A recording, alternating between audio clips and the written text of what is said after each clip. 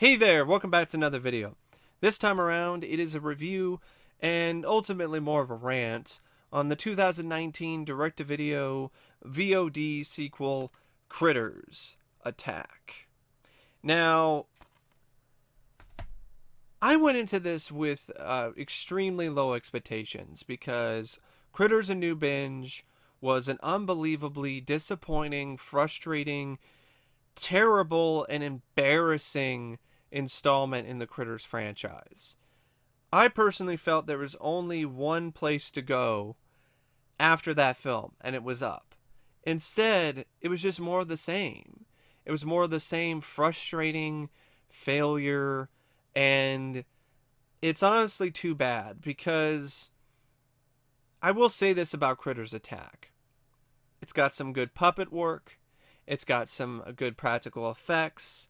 There are some decent bits of carnage, but it's all incredibly superficial because the film lacks a compelling story and equally as compelling characters.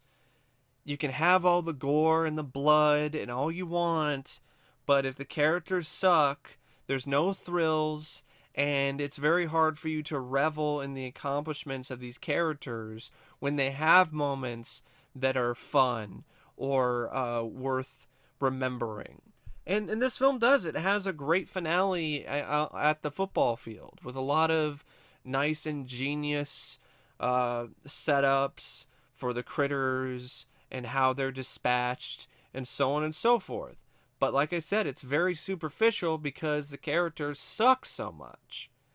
And this is so disappointing on multiple levels because it just seems like this movie and A New Binge, any recent installment of this franchise, is completely missing what made at least the first two Critters films, or even aspects of the third film, so popular with the fans and so ultimately successful. It's the camaraderie of the characters. It's the overall relatability or likability of them. There's a sense of family dynamics that is sorely missing in Critters Attack or Critters: A New Binge. And Critters Attack is trying to recreate it, but it's completely inauthentic. Unlike the family in Critters, there's no genuine chemistry with any of the characters. Uh, so you don't buy the bond that the film is trying to build. And even when you have a returning character, apparently Dee Wallace's character, Dee, in this, she's supposed to be the same character that she played in the first film. But due to legal reasons, they couldn't use her name. I mean, other than somebody telling you that, there's nothing about this character or her performance that would suggest that this is the same role. So, even a returning character is dull and forgettable and incredibly blasé. And ultimately, that comes down to two main key elements for a successful film, let alone a successful film in a franchise. And that's the director, the person who is at the helm of the movie, and the screenwriter. And I personally feel that this script is incredibly weak and substandard, even for direct-to-video standards, because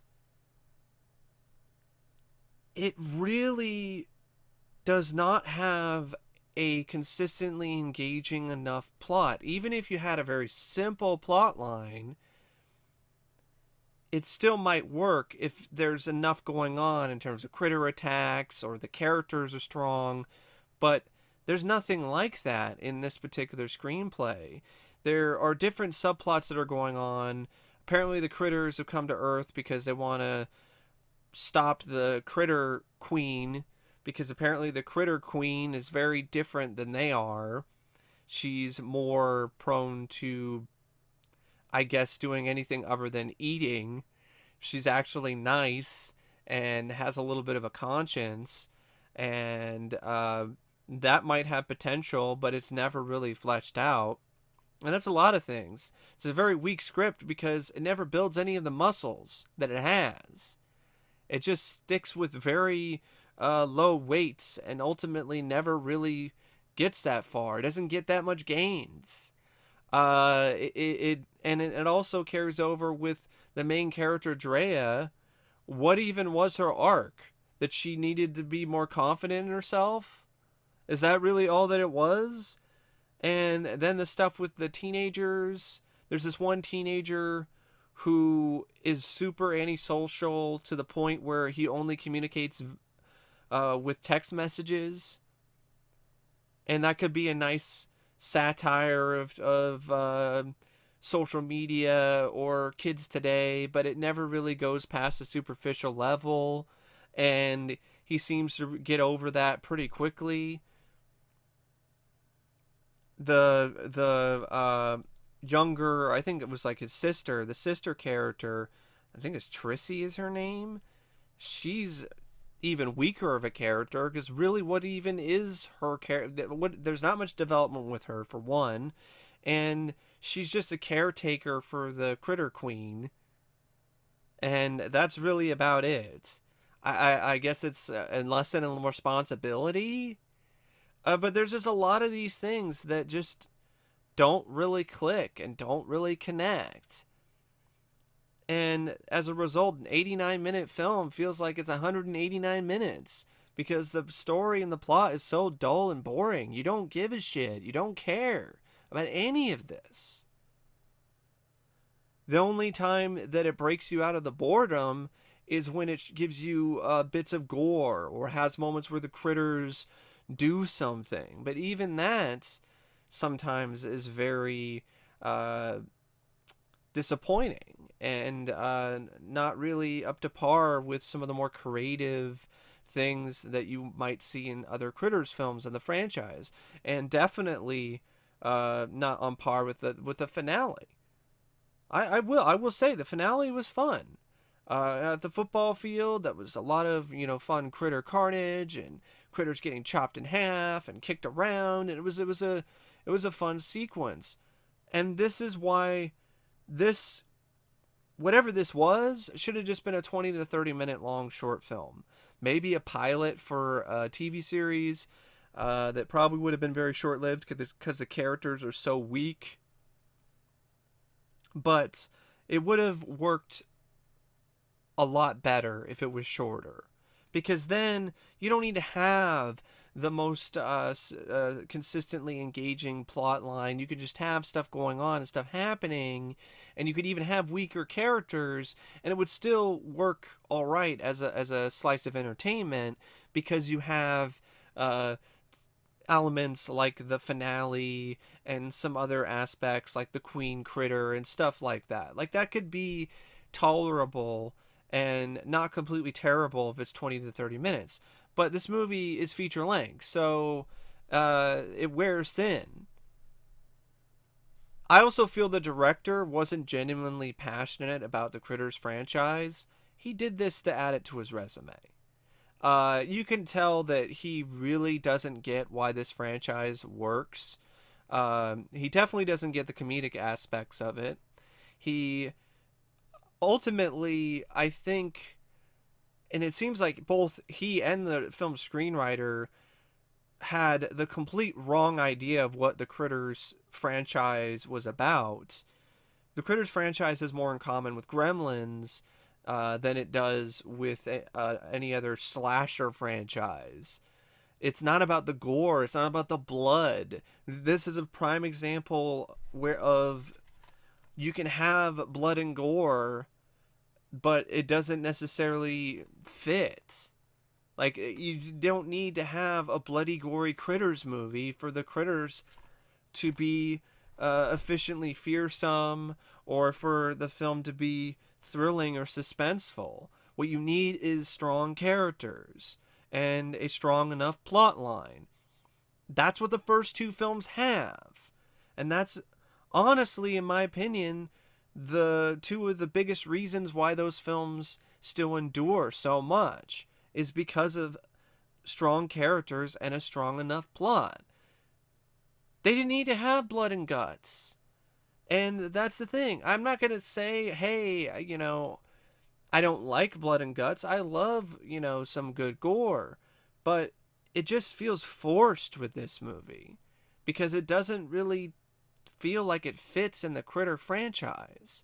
And when you have a film that has like a cute critter queen with fluttery eyelashes, it looks like something out of a Power Rangers episode, and you got these teenagers and there's this half-assed coming of age story, it doesn't really gel either. So you have this hard tone of blood and guts and critters chomping at people and guts pouring out, and then sweet cutesy critter and coming of age with tweens. It just doesn't it does not compute, let alone work as an effective equation. And the attempts at humor in this are just really horrendous. They're not funny, and if you want to see a prime example of another reason why this film fails, just watch the special feature on this DVD, it's a fight scene commentary, which is a commentary that's apparently with the director Miller and a critter, and it's pure cringe. I had to shut it off because it was so hard to watch and to sit through. These piss poor, half-assed, ironic, hipster attempts at doing some meta humor with the director interviewing a stunt critter, complete with like a fake New York accent, and the attempts at humor and the jokes were just awful and horrendous. And this is clearly the director's sense of humor, and it's not even remotely close to what the sense of humor was in the first two films. So you have the tone is all wrong from the start because a director who does not really understand clearly what makes this franchise tick and what makes it work. Then you have a screenplay which has incredibly weak and forgettable characters. The script by Scott Lobdell doesn't really lob up anything other than grenades that blow up whatever potential that this film might have had because of how lame and lazy it is when it comes to characters, character development, even moving the franchise forward. Other than the Critter Queen, there's nothing new. That's the only thing that they add new, and that could arguably be something that you could say they ripped off of other films and other properties. So even that isn't even that unique. And part of me, I don't want to be too harsh on the actors and the actresses because they had so little to work with this screenplay, but I mean, they didn't really elevate it by any means. And the lead, Tashiana Washington, just incredibly dull, flat. She has all the charisma and personality of a department store mannequin. A very, very poor choice for a lead in a movie like this. She spends most of the film acting like she doesn't even want to be there and delivering a very I'm trying to think of the right word. Lazy is that uninspired, a very uninspired performance. The only time I saw any energy from her is when she's running around or doing something physical. The other actors and actresses, the kids, Jaeden Noel as Philip, Jack Fulton as Jake, Ava Preston as Trissy, they were equally as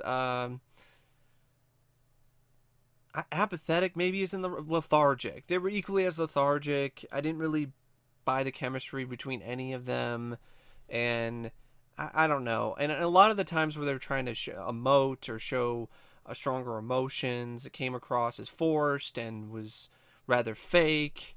Um, and then there was also a lack of, like I said, the script is just incredibly weak in terms of the story because there's really not a lot going on in it in the first place, and there are attempts to try to add more to it, but they're not very interesting, so they drag the film down. And then when you even when, like I said, you even have a character, Dee Wallace, and she's lethargic and just seems like she just did it for a paycheck. And the character, there might be potential for the character to do stuff, but she shows up. She's I guess a bounty hunter now. They don't even give you any development or reason why. They just that she's just a bounty hunter. She's got a secret room where she does her bounty hunter stuff. She's got a gun, the same sort of gun that the bounty hunters use, but she barely ever uses it at all. Sorry, I'm having a hard time putting words together because it's just such a disappointing, frustrating, uh, honestly, what might be the last installment in the Critters franchise. And so she's barely even in it. She has the gun, but there's opportunities for her to use it, like when the critters are attacking a bunch of people in town, but she just sits in a car and doesn't do anything. She goes in and tries to help the kids, and the critter queen, I think, maybe fires one blast. And then at the end, she's there along with the kids to shoot the critter ball. And that's it. That's all that she does. So even that is a letdown. It's just a film where the more I talk about it, it just makes me depressed. Because it's just like, why even do this? Why do more critters and then give me more of the same disappointing bullshit as I got with a new binge? And why, once again, why did they not ask the guy who did Critters Bounty Hunter? That's 2 times they haven't asked this guy to do a Critters film. And it's a fan who knows how it works. He knows what the fans want from a Critters movie. No, let's get these hipsters who probably like the film ironically and assume that an 80s horror movie is just boobs and blood and guts and gore, and that's all that it ever was, and that's the only reason why people venerate and consider that decade to be so valuable when it comes to the genre. I've seen worse films for sure, but I definitely would not recommend it. I mean, even the score, it's laying it on thick with the synth music and trying to be so 80s that it hurts. The cinematography is nothing special. There's some scenes where things look a little bit too dark, and other than the effects, there's a few sequences, like there's a sequence of the Critter Queen where she grows really long claws like Wolverine and cuts up some critters. That is ultimately definitely a noteworthy sequence. And then you have stuff like the football field finale. But other than that, I mean, there's nothing there. It's just bare bones. There's not really much meat on it. It's like like a whole bunch of critters already came in and just chowed down, and all that you got was the scraps. That's really what this is. This is the scraps left over from a critter's feeding frenzy. And it's just not very appetizing, let alone satisfying. So, yeah, I would say check it out sometime for cheap or for free if you're a completionist or you are a big fan of the franchise, just because who knows, you might like it more than me. You might think it's just a fun time waster with with critters. You might think it's a nice throwback creature feature, but I definitely did not care for this film. I did not care for this Critters movie. The only thing that attacked me was how awful and atrocious this movie was for the majority of its running time. It's not quite as bad as Critters: A New Binge, but that's not saying anything because that's one of the worst pieces of shit I've honestly seen. Definitely the worst thing that I've ever seen done to the Critters franchise. So the bar is incredibly low. And it still doesn't manage to get underneath it all the way. So, yeah. Um, anyway, thanks for watching my review of Critters Attack. And as always, I'll see you later. See ya.